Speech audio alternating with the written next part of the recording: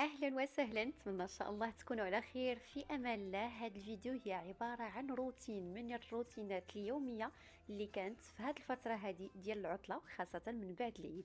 كنظن انه اغلبيه الامهات والنساء عاشوا هذه العطله هذه بنفس الروتين تقريبا. الوليدات، الحفاظه ديال الامتحانات، وكذلك الروتين ديال الدار اللي شاركت معكم جزء منه فقط، فخليكم حتى الاخير.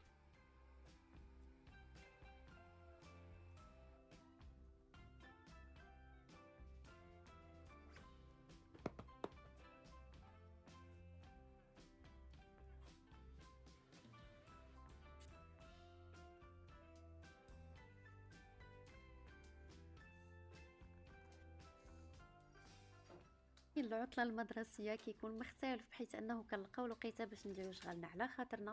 كيف كتشوفوا كانوا البقايا ديال رمضان سواء في المطبخ سواء في السيجور، في كل بلاصه دائما كيخلي الضيف المبارك اللي هو شهر رمضان كيخلي البقايا ديالو. فهنا بالنسبه للسيجور حاولت نحيد داكشي اللي ما بقاش عندي به الغرض واللي كنت كنستعملو فقط في لو تيم ديال رمضان، ودرت داكشي اللي غنحتاجو بشكل اسبوعي او بشكل يومي او في المناسبات ديال اخر الاسبوع.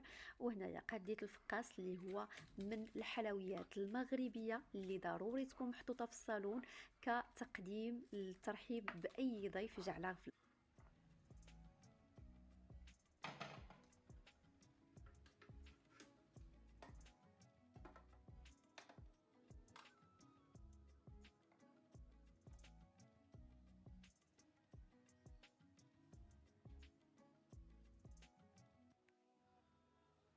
بالغرفة الجلوس حاولت نغير منها شي شويه، فقط غير بدلت المخدات بالوان اللي هي نيود يعني بلون كاسي، وحيدت الالوان اللي كانت مبهجه شي شويه، كانت فيها شويه ديال الغوز. هذا كتغيير فقط نموذجي. ودابا غادي ندوز للحمام باش غادي ننظفو من الاول حتى الاخير، وغادي ندير له ديكور جديد غير بلمسات بسيطه.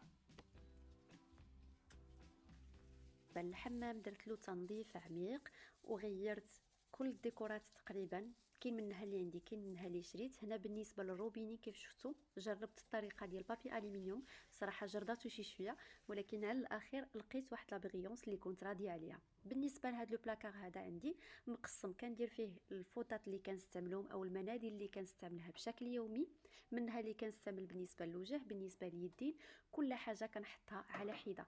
اما بالنسبه للاكسسوارات اللي كنحتاجها بالنسبه للدوش، حتى هي كنعتمد انه نحطها في هذا البلاكار هذا. فضروري انه يكون عندكم في بلاكار في الحمام عفوا هذاك الروينه، ولو يكون العرض ديالو غير 15 سنتيم بحال هذا اللي عندي. وهنا شريت مرآة جديده واللي كنت فرحانه بها، زادتني رونق جميل بالنسبه للحمام.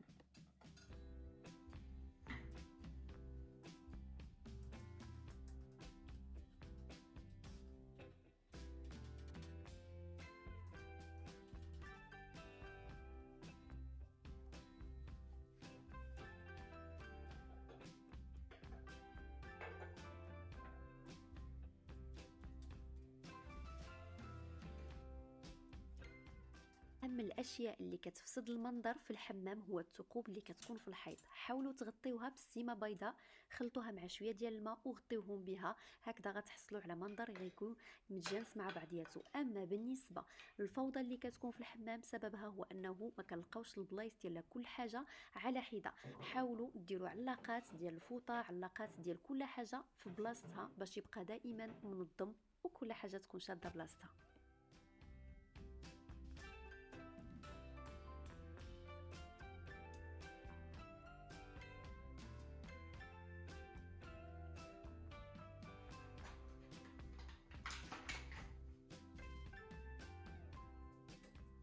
الاكسسوارات اللي كتزيد رونق للحمام واللي كتعطينا مساحه واللي كتجمع لنا الروينه هما الحاجات اللي كنستعملوهم وكنستغلوهم استغلال يومي، ماشي غير الحاجات اللي كنشريوهم ونحطوهم من اجل المنظر فقط. بالنسبه لهاد الطابي اللي درتها اللي تتحط فوق طواليت اللي تري براتيك، اول حاجه ثمنها رخيص، يمكن واقيلا شي 20 درهم، فيها 3 ديال البياسات، غتاخذوهم من المتاجر اللي كيبيعوا المنتوجات الكوريه. وهكذا نظفت الحمام، قاديته، غيرت له الديكور ديالو. وبالنسبه للريحه حاولوا تخلصوا منها غير بالبيكربونات وقطرات من زيت الاساس، شويه ديال الماء، اي لي باطوني ديال لي ديفيزور، وهكذا غيكون عندكم حمام نقي.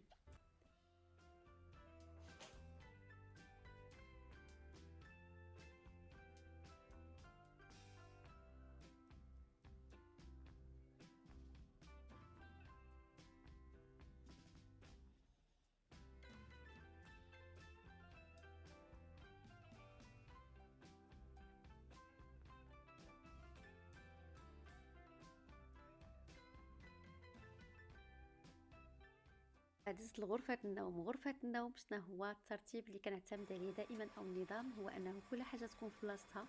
الى نشروا الحوايج ما يتحطوش في واحد الركن لانهم كيسبوا واحد الروينه، ما يمكنش. بالنسبه للغبره حتى هي كتزيد لنا واحد الفوضى اللي هي كثيره كنحسوا بها بسيشيكمون مع راسنا ملي كنشوفوها. دائما نحاولوا نمشيو على واحد النظام اللي هو متداول، 2 مرات او 3 مرات في الاسبوع على حساب كيفاش كترون عندكم القضيه، وهذا حقها.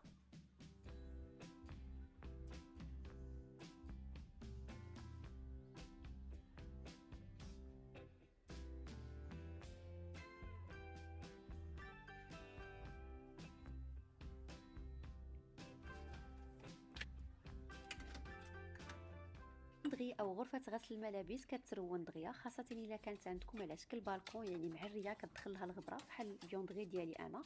فدائما خاصكم تكونوا متابعين او مراقبين التنظيف ديالها بشكل مستمر باش ما تكثرش الغبره، باش ما يترونوش الامور عندكم، اي سورتو البلاصه اللي تديروا فيها الملابس ديال الغسيل.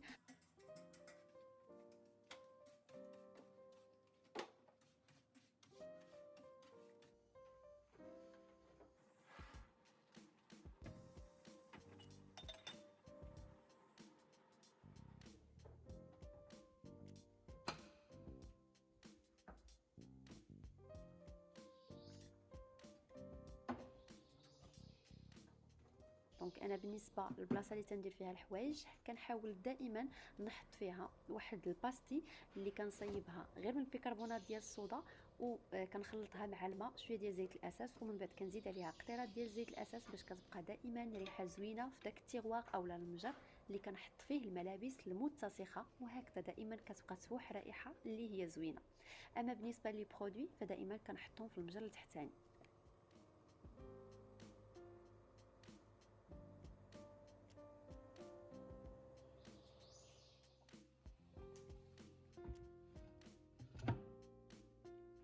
لي غوسيت اللي صيبت في الكوتي ساهلين. تشيز كيك ساهل، خديت لا كريم فريش طربتها مع 4 المربعات ديال الجبن ودخلتهم للثلاجه شدوا راسهم. من بعد ما بسطت البسكوي مطحون مخلط مع الزبده شد راسو في المول. من بعد سكبت لا كريم فريش اللي خلطتها بالفرomاج، وفوق زينت بلي فخوي، كان عندي انا الكيوي، اي فخوي عندكم زوقوا به، ودرت حتى المرتي شويه ديال الشكلاط وبالصحه والراحه كيجي لذيذ سورتو من بعد الماكله. بالنسبه للكيك ديال الشكلاط ساهل، لي زانغريديون ديالو اولا المقادير ديالو غنشاركها معكم دابا شويه.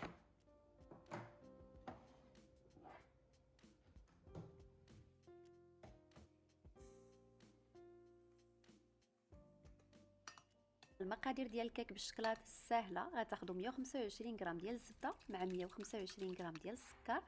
ما ديروش بحال اللي درت انا، ما تخلطوش العناصر مع بعضياتها لان انا كنت زربانه. حاولوا تخلطوا هاد العناصر حتى تحصلوا على واحد البوماد فحيله بيضاء اللي هي الخليط ديال الزبده مع الخليط ديال السكر. من بعد غتضيفوا عليهم 3 ديال البيضات، القشور ديال الحامضه، غتخلطوا مزيان مزيان مع بعضياتهم، وفي الاخير غتزيدوا 180 غرام ديال الدقيق. بالنسبه للكاكاو غادي تزيدوا 3 المعالق ديال الكاكاو المر. هذه يعني غوسات اللي هي مضمونه ديال الكيك، تيصدق معكم وتيطلع ناجح 100%، تيجي هشيش حتى انكم ممكن تحتفظوا فيه في الكونجيلاتور. الناس اللي ما كيبغيوش يكثروا الخميره الفوريه في كاع لي غوسات ديالهم، هنا غتقدروا تحتاجوا غير نص ساشي ديال الخميره الفوريه، فهما كيطلعوا بوحديتهم وكيتشققوا بوحديتهم، كيجيو تبارك الله كونفلي وكيجيو هشاشين. فإلا جربتوهم ما تنساوش انكم تشاركوهم معايا على الانستغرام.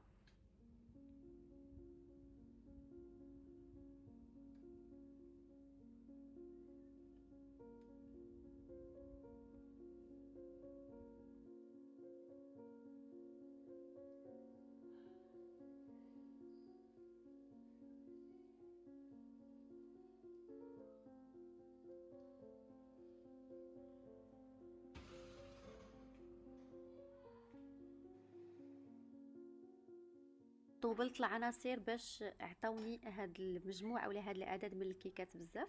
فالنص درتو بلا لي بيبيت ديال الشكلاط والنص درتو بلي بيبيت ديال الشكلاط. احتفظت بهم في المجمد لانه بعض المرات كنكون خارجه ما كيكونش عندي الوقت باش نصايب شي شيوات، سورتو ملي تيكونوا الوليدات في الدار، سورتو كيتحتاجوا في الكوتي. وهنايا الباقي ديال العجينه درتو في هاد المول ديال السيليكون، دونك اللي كانت خديته شحال هادي واللي زوقتهم وجاوني بحال كاطو بريستيج، هانتوما غادي تشوفوا في الاخير.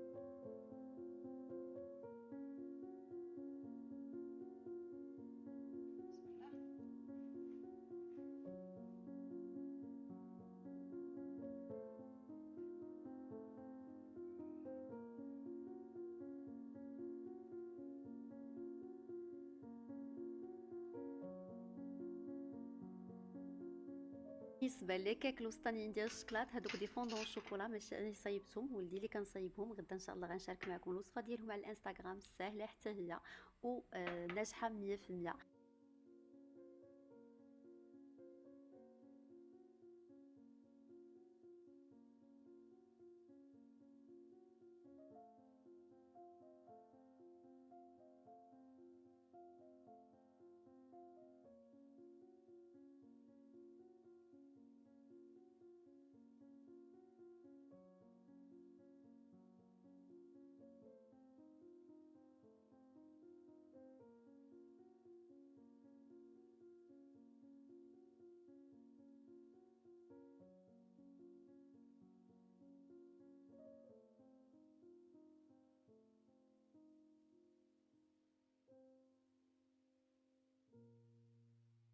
الكوتي هي اكثر حاجه كيفرحوا ليها العائله الحباب حتى الوليدات، سورتو من تكونوا هكذا في العطله. فكنت حريصه في هذه العطله هذه كلها كنحاول نوجد جوات اللي نكون فرحانه بهم ونحدث بهم واحد الانس بيني وبين وليداتي. نتمنى لا فيديو تكون عجبتكم، تلاقاو في فيديو واحد اخرى ان شاء الله، الى اللقاء.